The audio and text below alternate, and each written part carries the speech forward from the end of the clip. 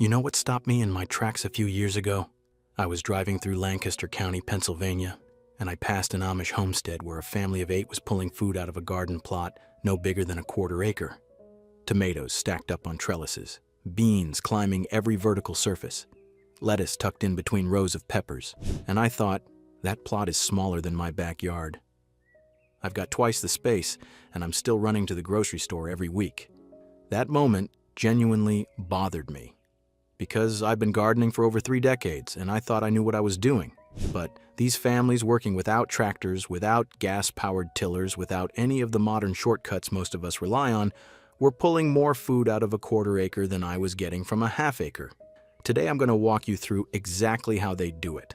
The layout, the planning strategy, the timing, and the preservation methods that keep their families fed. 12 months a year. And stick around to the end because I'll share a simple Amish technique for stretching your fall harvest that most gardening books never mention. I'll be honest with you, for most of my gardening life, I planted the way my dad taught me. Long single rows, wide spacing, plant everything in May, harvest in August, and call it a season.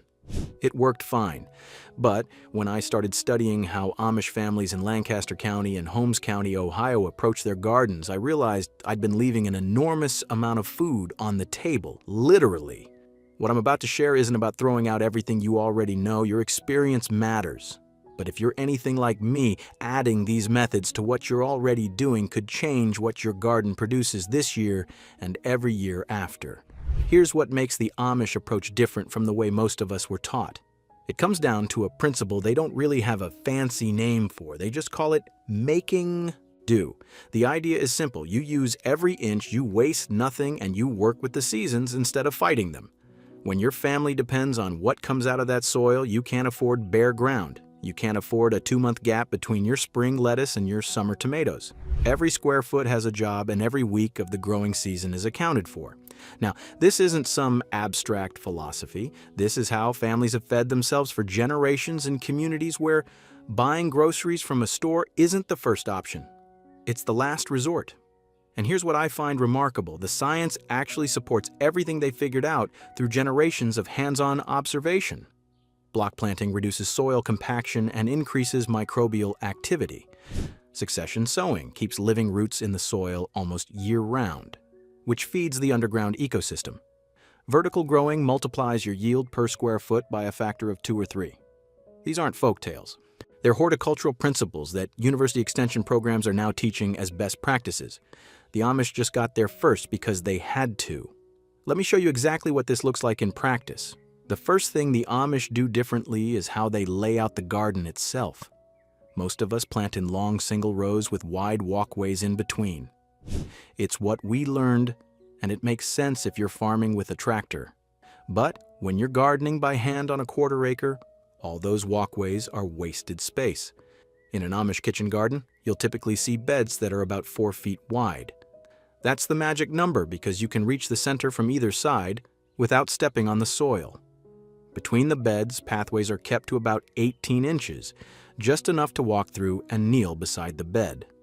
Compare that to a conventional garden where rows might be 3 feet apart.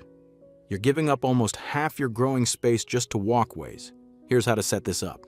In your own garden, measure out beds 4 feet wide and as long as your space allows.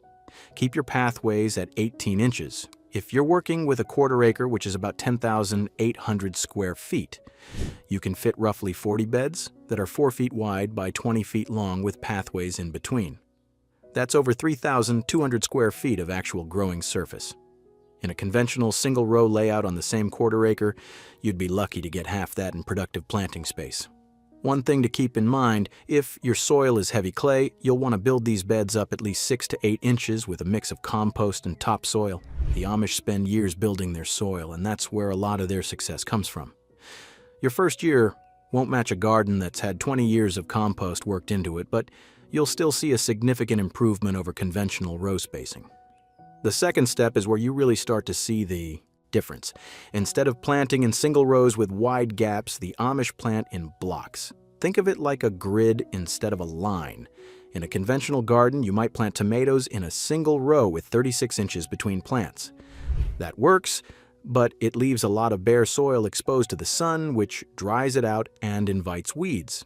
In an Amish garden, those same tomatoes go into a block pattern at about 18 to 24 inches apart in every direction. The plants are closer together, which means the leaf canopy closes in faster, shading the soil naturally. That living mulch effect reduces watering needs and practically eliminates weeds without chemicals. Here's exactly how to do it. For large plants like tomatoes and peppers, space them 18 to 24 inches apart in a grid pattern within your 4-foot bed. You'll fit about 8 to 10 tomato plants in a 4 by 8 foot bed compared to maybe 4 or 5 in a conventional single row of the same length. For medium crops like bush beans and Swiss chard, go with 6 to 8 inches between plants. For small crops like carrots, beets, and radishes, you can tighten that down to 3 to 4 inches. The key is to follow the spacing that allows each plant's leaves to just barely touch its neighbor at maturity. That's your visual cue. When the canopy closes in and you can barely see soil from above, you've got it right. Now, you might be thinking that crowding plants together will hurt your yield. I thought the same thing. But here's what happens. When you block plant, you actually get more food per square foot because you've eliminated the wasted space between rows. Yes, each individual plant might produce slightly less than one with a full 3 feet of elbow room. But the total harvest from the bed is dramatically higher. University studies on intensive spacing confirm this. A 4 by 8 foot bed of block-planted lettuce can produce 3 to 4 times the harvest of the same lettuce planted in conventional rows in the same footprint. The trade-off is that you need good soil with plenty of organic matter because you're asking more from every square foot. This is why the Amish are relentless about composting. Everything goes back into the soil. Kitchen scraps, manure from the farm animals, spent crops at the end of the season. That cycle of feeding the soil is what makes intensive planting sustainable year after year. The third step is one that really opened my eyes. When you're working with a quarter acre and a family of 8, horizontal space alone isn't enough. You have to think vertically. Amish gardens are full of trellises, teepees, and fences specifically designed to move crops up off the ground. Pole beans, cucumbers, winter squash, and even some melon varieties grow beautifully on vertical supports. And when you train those crops upward, you free up the ground beneath them for shade-tolerant crops like lettuce, spinach, and herbs. Here's how to set this up. Build or install sturdy trellises at least 6 to 8 feet tall along the north side of your bed so they don't shade the rest of the garden. You can use wooden posts with wire or string, cattle panels bent into arches, or simple teepee structures made from 8-foot poles tied together at the top. Plant pole beans or cucumbers at the base, about 6 inches apart, and train them up as they grow. Underneath the trellis, tuck in a row of leaf lettuce or spinach that will actually benefit from the dappled shade during the hot months of summer. This is where you start to see the Amish efficiency in action. One vertical trellis holding pole beans with lettuce growing underneath is producing 2 crops in the footprint of 1. Multiply that across your garden and you're effectively adding 30 to 50% more growing capacity without adding a single extra square foot of land. In zones 5 through 7, where most Amish communities garden, pole beans go in about 2 weeks after your last frost date. Cucumbers go in when soil temperatures reach 60 degrees Fahrenheit. The lettuce underneath can actually go in 2 to 3 weeks earlier since the trellis structure provides some frost protection. If you're finding value in learning how Amish families get so much from so little space, take a second to subscribe. I've been digging into these traditional methods and there's a lot more to share. Now, let's keep going because the next step is where the real magic of year-round production comes in. Most gardeners I know, myself included, for a long time plant everything at once in late spring, harvest for a few weeks in summer, and then watch the garden wind down by September. The Amish can't afford that. When you're feeding 8 people, you need something coming out of the garden from May through October. And then you need enough preserve to carry through until the following spring. That's where succession sowing comes in, and it's one of the most powerful techniques I picked up from studying how these families grow. Succession sowing simply means planting the same crop multiple times at staggered intervals so you're harvesting continuously instead of all at once. Instead of planting all your lettuce in May and having it bolt by July, you plant a short row every 2 to 3 weeks from early spring through late summer. Instead of one massive planting of bush beans, you put in a new round every 3 weeks from late May through the middle of July. The result is that instead of one overwhelming harvest followed by nothing, you have a steady stream of fresh food coming in week after week. Here's a practical succession schedule that works well in zones 5 through 7. Start with cold hardy crops like lettuce, spinach, radishes, and peas about 4 to 6 weeks before your last frost date. Every 2 to 3 weeks after that, put in another round. Once soil temperatures reach 60 degrees Fahrenheit, begin your warm season. Successions with bush beans, summer squash, and cucumbers every 3 weeks. By midsummer, start planting your fall crops: beets, turnips, kale, and a final round of lettuce and spinach that will carry you into the first hard frost and sometimes beyond. The visual cue I use is simple. When a succession planting is about 2 inches tall, it's time to start the next round. That way, by the time you finish harvesting one planting, the next one is already a few weeks along and almost ready to produce. In an Amish garden, there is never a bare bed. The moment one crop comes out, the next one goes in. That relentless rotation is how they keep food coming for 6, 7, sometimes 8 months straight. Now, this next technique works hand in hand with succession sowing, and it's something the Amish are masters at. Interplanting means growing fast-maturing crops right alongside slow-maturing ones in the same bed at the same time. Think of it this way. When you transplant tomatoes in late May, those plants won't produce ripe fruit for 60 to 80 days. During that time, there's open space between and around them. In a conventional garden, that space just sits there growing weeds. In an Amish garden, that space is already filled with radishes, green onions, or baby lettuce. Here's how to do it. When you plant your tomatoes at 18 to 24 inches apart, tuck radish seeds into the gaps the same day. Radishes germinate in 4 to 5 days and are ready to harvest in about 25 to 30 days, long before the tomato plants need that space. When the radishes come out, the tomatoes are just starting to fill in. You can do the same thing with peppers and leaf lettuce, or with winter squash and bush beans. The key is pairing a crop that matures in under 40 days with a crop that takes 60 days or more. The fast crop gets harvested and removed before the slow crop needs the room. You're essentially getting 2 harvests from one planting window without any competition between the plants. One thing to watch for: make sure your fast crop doesn't shade out your slow crop during its critical early growth. That's why low-growing inner plants like radishes and lettuce work better than something tall. As long as the fast crop stays below the canopy of the slow crop, you'll be fine. This is the step that separates an Amish garden from everyone else's. Growing the food is only half the equation. Preserving it is what carries a family through winter. In Amish households, the canning season is as important as the planting season. Walk into an Amish root cellar in October and you'll see hundreds of jars lining the shelves. Canned tomatoes, pickled beets, green beans, jams, relishes, sauerkraut. Alongside those jars, you'll find bins of potatoes, carrots, turnips, and winter squash stored in cool, dark conditions that keep them viable for months. The Amish use 4 main preservation methods, and each one handles different types of produce. Water bath. Canning works for high-acid foods like tomatoes, pickles, jams, and fruit. Pressure canning is essential for low-acid vegetables like green beans, corn, and carrots.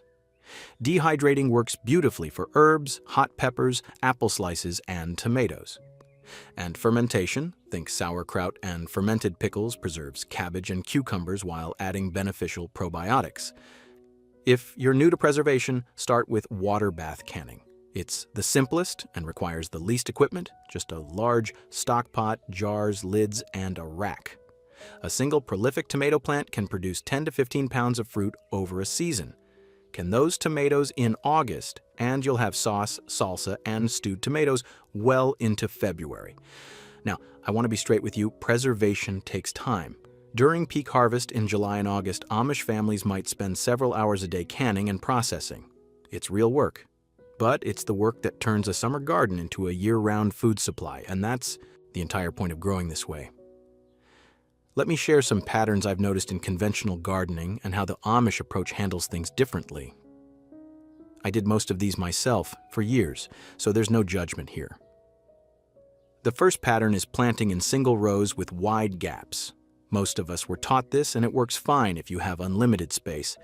But on a quarter acre, you're giving up half your growing area to walkways. The Amish use 4-foot block beds with 18-inch paths, and the difference in usable planting space is dramatic. The second pattern is planting everything at once and harvesting all at once. We treat gardening like a single event. Plant in May, harvest in August. The Amish treat it like a rolling cycle with new seeds going in every 2 to 3 weeks, so the harvest never stops. The third pattern is letting ground sit bare between plants. In conventional spacing, there's exposed soil everywhere. The Amish fill every gap with a fast crop that's harvested before the main crop needs the room. No bare soil means fewer weeds, less moisture loss, and more food. The fourth pattern is growing only what you can eat fresh. Most home gardeners grow just enough for the table during summer. The Amish grow with preservation in mind from the start, planting enough tomatoes, beans, and cucumbers to eat fresh, and put up hundreds of jars for winter. That shift in planning is what turns a hobby garden into a food production system. Now, here's something I picked up from an Amish neighbor that most gardening books don't cover. When the first light frost hits in fall, most of us pull everything out and shut the garden down. The Amish do the opposite. They lay old bed sheets or lightweight row covers over their cold, hardy crops like kale, spinach, carrots, and beets. Those crops don't just survive a light frost. They actually taste better after one because the cold triggers the plants to convert starches into sugars as a natural antifreeze. Response: carrots pulled from an Amish garden in November after 2 or 3 light frosts are noticeably sweeter than anything you'd harvest in August. I've been doing this for about 5 years now, and it consistently gives me 3 to 4 extra weeks of harvest every fall. In zones 5 through 7, that can mean fresh greens and root vegetables well into November. It seems almost too simple, but when you understand the biology behind why cold-stressed plants produce more sugar, it makes perfect sense. Try it this fall and taste the difference for yourself. That's what I've learned from studying how Amish families turn a quarter acre into a year-round food supply. Intensive beds, block planting, vertical growing, succession sowing, interplanting, and preserving everything the land gives you. These aren't complicated techniques. They're practical methods that families have relied on for generations because they had to make every inch and every week count. If any of this changed, how you're thinking about your garden layout or your growing season, I'd love to hear about it in the comments. Tell me what you're going to try first. Hit subscribe if you want more of these deep dives into how other cultures grow their food. Thanks for spending some time with me today, and I'll see you in the next one.